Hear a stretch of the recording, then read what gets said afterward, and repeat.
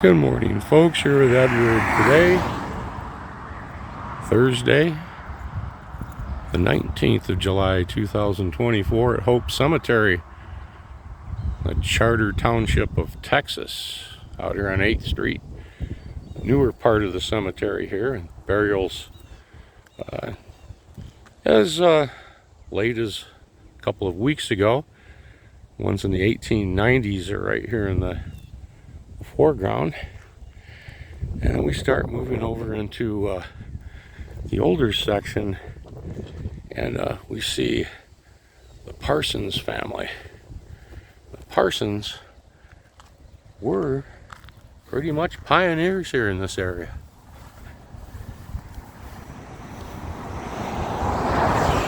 Got quite a family plot along here. Look at it as we walk along here. This little fence.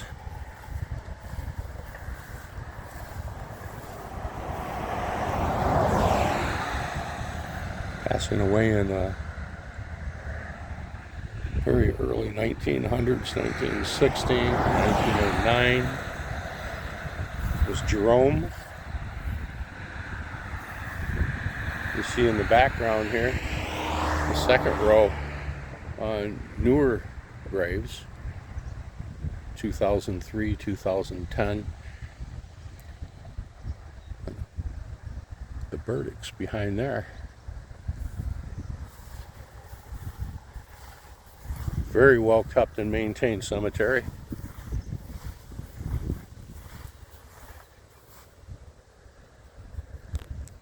Be right back.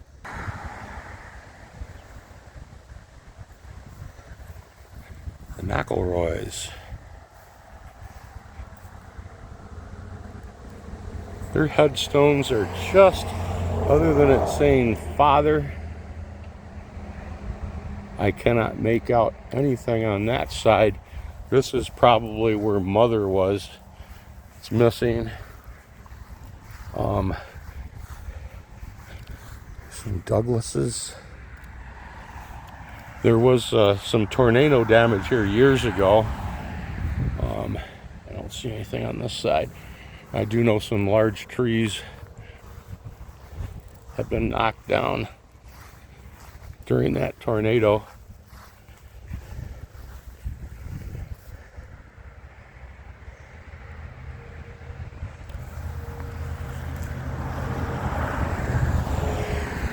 Of course, these used to be standing and are no longer.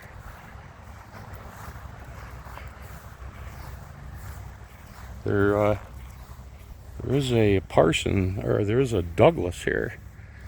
You can see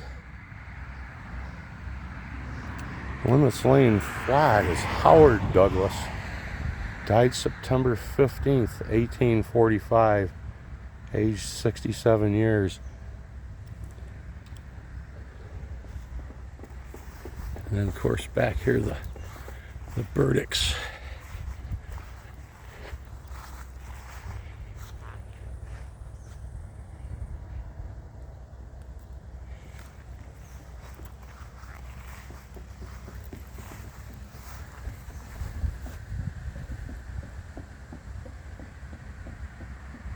Looks like Zenas W. Smith.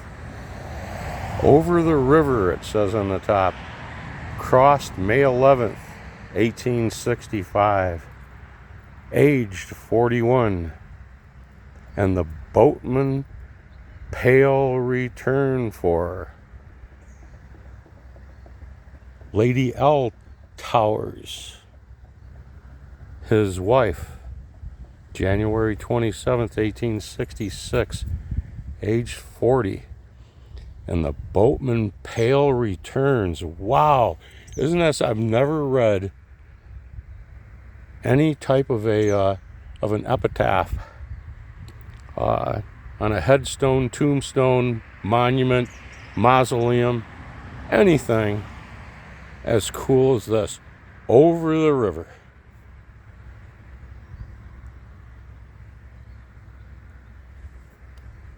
Really something.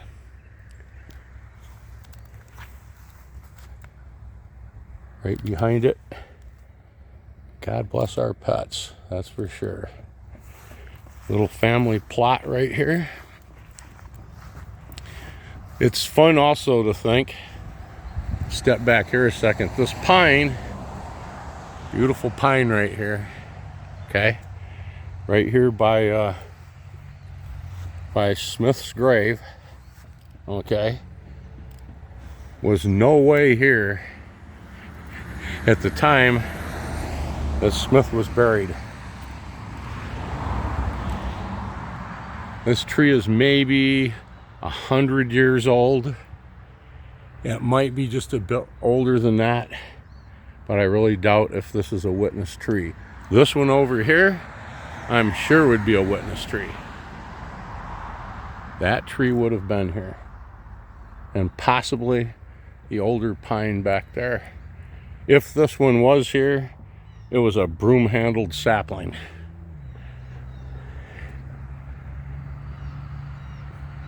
Only Mr. Smith would know. Let's take a look over here.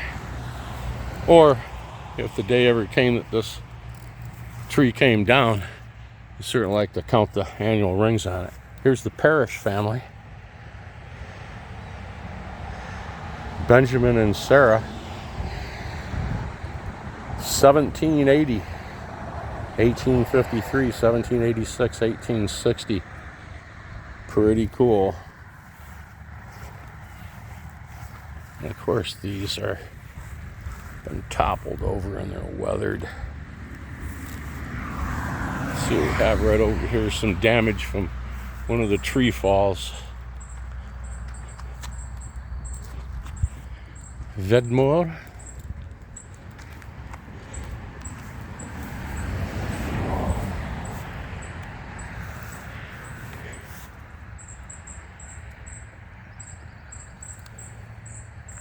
Just can't read them.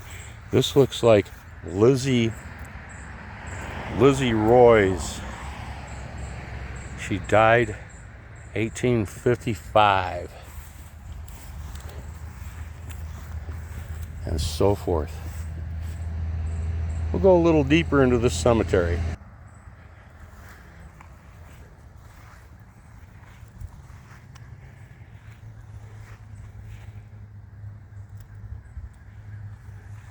Fremont C. Borden, 1856, 1934.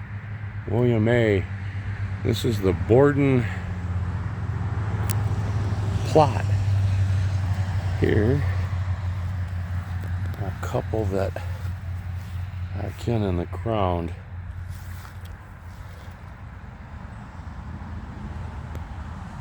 Just can't see the dates. Some more right here.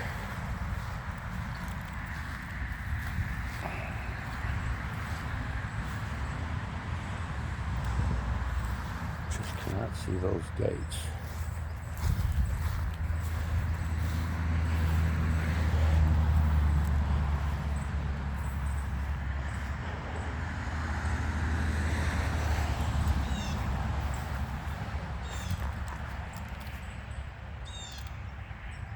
Albert Boylan died July 26, 1880, aged 48 years, 11 months, 19 days.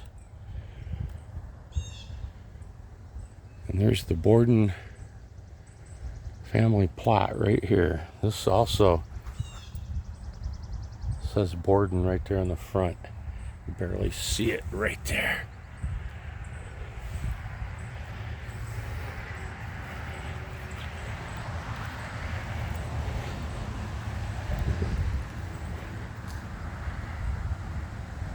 This could very well be a witness tree.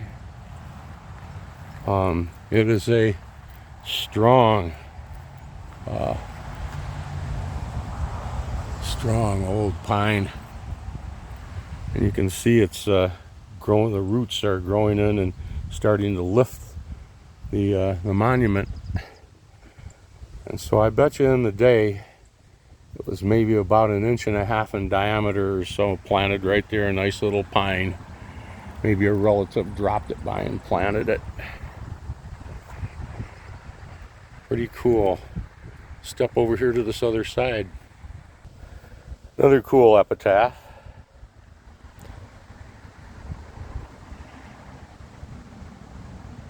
William H. Rhodes passed from earth life the 24th of some month, 1863. He was aged 30 years. And on the bottom it says something about neat or meat, but it's all worn off. Yep. Right here at the base of that big tree. Back here's another little. Let's see what we have here. This is a daughter. Might be Nellie, but I can't read that close. And the dates are just illegible. Here's Bertie, born March the 2nd, 1867, died March 27th, 1868. So Bertie was a year old. Yeah, sad. Yeah, there's another. There's one laying down. Let's see if we can read this.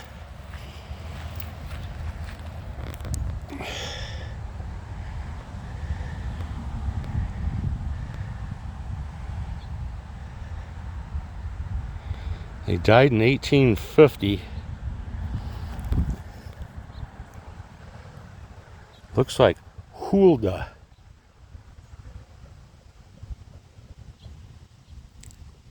Sylvanus H.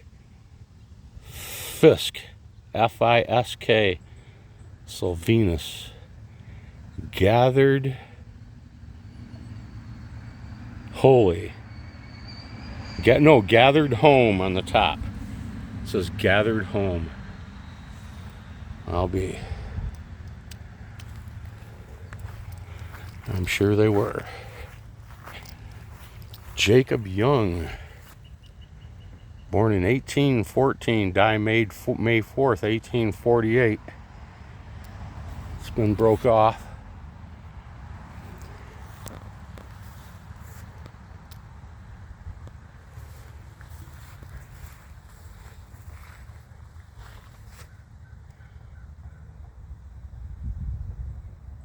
Crossed to the Golden Shore, October 13th, 1871. Abby J., wife of John R. Hill, aged 39 years. And below it,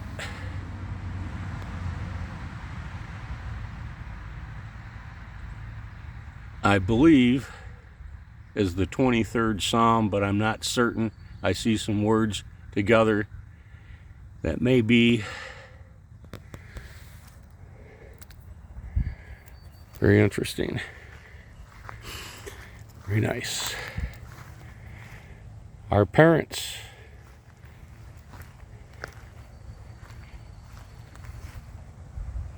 James Angle died July 12th, 1879, 83 years.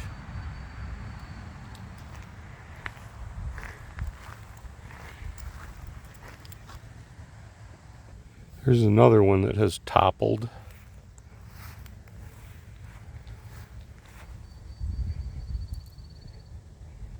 Permelia J., wife of Edwin Cobbs. She died September 1821.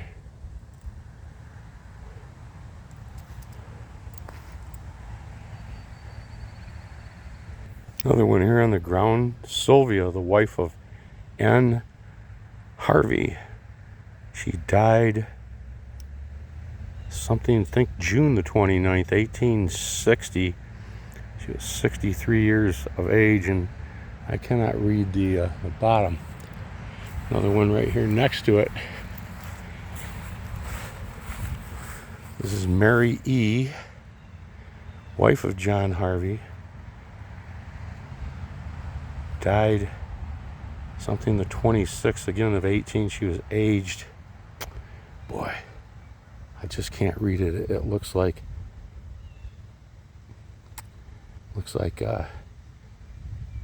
37 possibly down there, but I couldn't make an attempt at that one.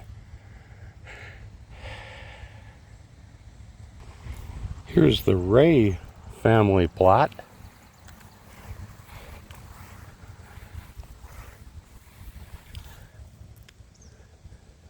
Here's Charles Ray, 1862, 1951. He was a Freemason. Here's Emma Ray, Emma B. Ray, 1869 to 1932, and she was a member of the Order of the Eastern Star. And then next to her is Charlotte Ray, 1896 to 1917, also Order of the Eastern Star. We'll walk over here into the shade.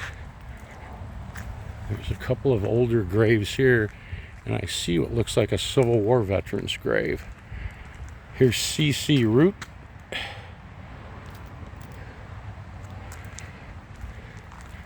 Here's some parishes. I went to school with parishes.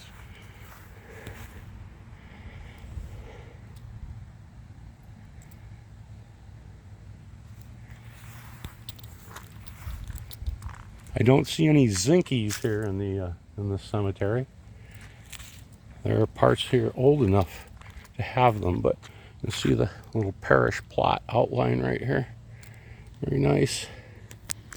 Well, these graves here need some attention. These are the type of things that I do. I clean graves like this. And these are the gauges. 1937. That has to do with being under these trees right here and so forth. The shade and the humidity, the moisture. I can clean a grave like this with just water and rinsing and my brushes. This wouldn't even take D2. No, I could do a grave like this. And let's see here. Here's another one. This has to be the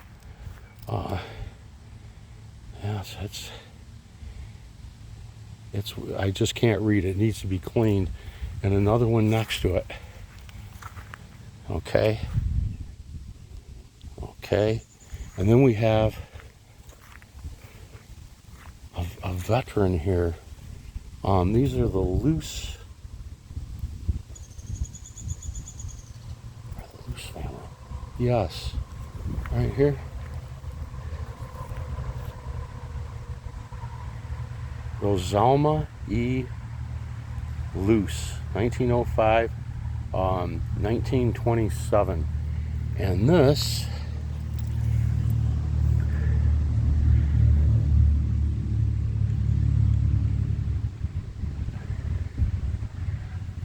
he was in the Ohio Infantry, Spanish-American War. I'm pretty sure. I'll do a little bit more looking into this and to this family and see if I can get permission to come out here and clean these graves yet this year. I know who to call, and it's still early in the day, and when I get back to my home I'm gonna make that telephone call and see if I can get permission. Just from experience, I can tell you that these graves have not been touched in decades. It takes that long to get this kind of biological on there. Okay, the lichen and so forth and some of the moss starting to grow, okay, is one thing. But see the black biologicals covering up that beautiful rose marble, okay? That takes a long time to get that going. It takes decades of pollution back in the days in the 50s and 60s when it was really coming over from the Chicago area, the Gary, Indiana area, and from all the mills and everything. Not quite like that today, but that's what that's all about.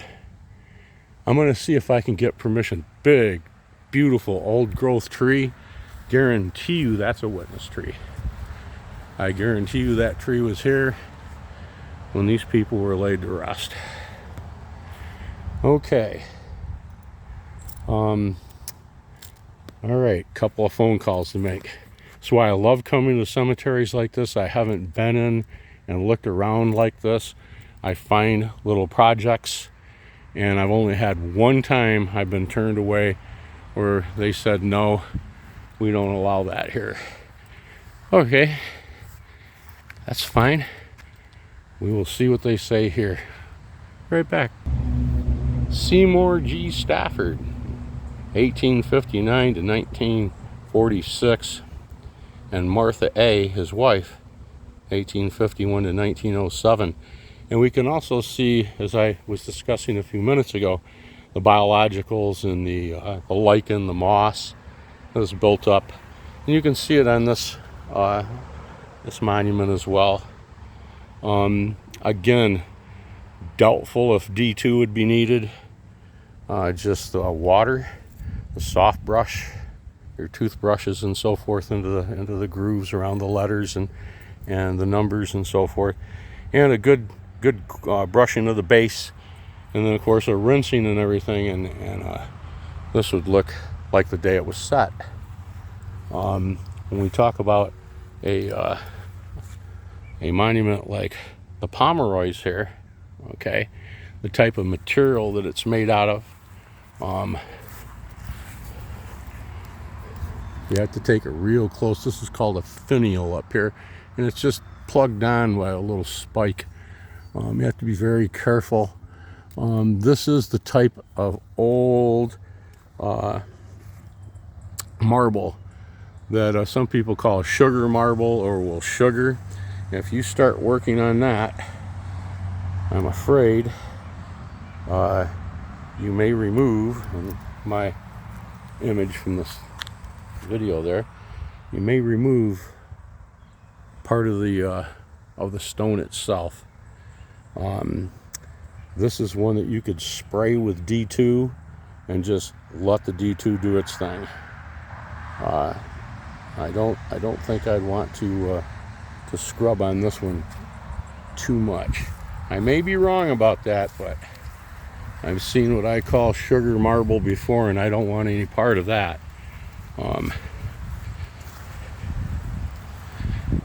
Here's a what I call a standard gray granite monument. Biologicals on it. You can see the lichen and the black material building up there, as well as up there on the crown or the top. Okay, this galv can be cleaned with brush and water, same as the headstones themselves. Brush and water. Yeah.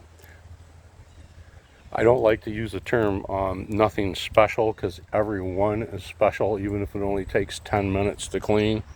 Okay, but when you've done this and for years and have cleaned a couple of hundred stones or so, and I accentuate the or so, you tend to know what you're looking at, and some would be I would list as run of the mill, easily cleaned. Some you won't notice a result for maybe a year. Couple tough ones I've had, but a year later, and I really came around. I'm glad I did them. Be right back. Well, here lies Elizabeth. I can't read a thing else. Notice a couple of other veterans stones here. This certainly is Civil War. It's John Hending Company I, 2nd Michigan Cavalry. Thanks for your service there, John. You bet. Let's take a look over here a second. I see more flags. Let's see what we have right here. Just can't read that one. Now we're gonna fix you. We're gonna fix you there just a little bit. There we go. This is Reuben. And I can't read the last. January 3rd, 1892 is when he died. 1892. And let's see down here. Grand Army of the Republic. 1861 to 1865. He was a Civil War veteran.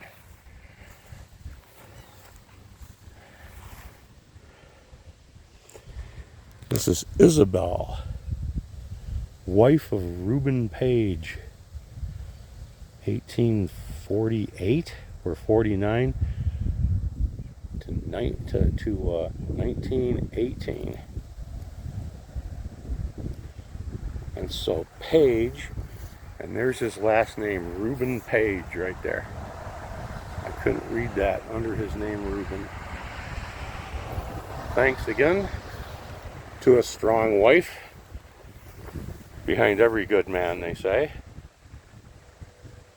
Isabel came through.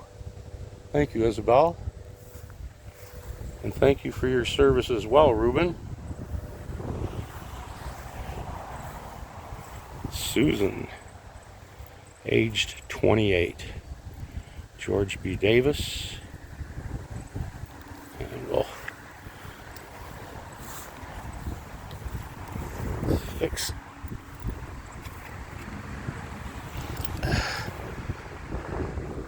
Thank you for your service. And I see a couple of more here. There's the finial. Broke off from this monument right here.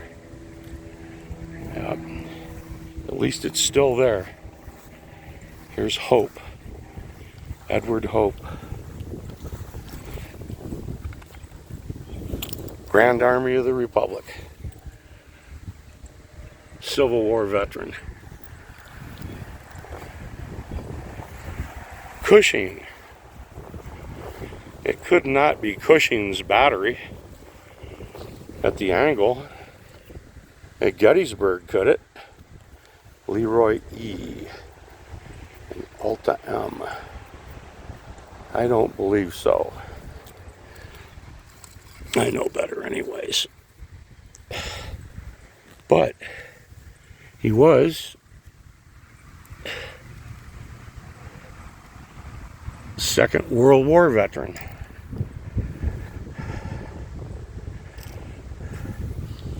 And finally over here we have Link. John R. and Lynette M. who appears is not here yet. And he too is a Korean war veteran. Let's see. What do we have here? Korean War. Yep, Korean War veteran. Thank you for your service, Mr. Link. All right. I end this video here today. Hope Cemetery, Texas Township, Michigan. Under the old growth trees here. This is the northern line here, boundary of the cemetery. And thanks again for sharing this time with me, and hope it didn't go too long. If you liked the video, remember to please give me a thumbs up and subscribe. Sure appreciate it. See you in the next one.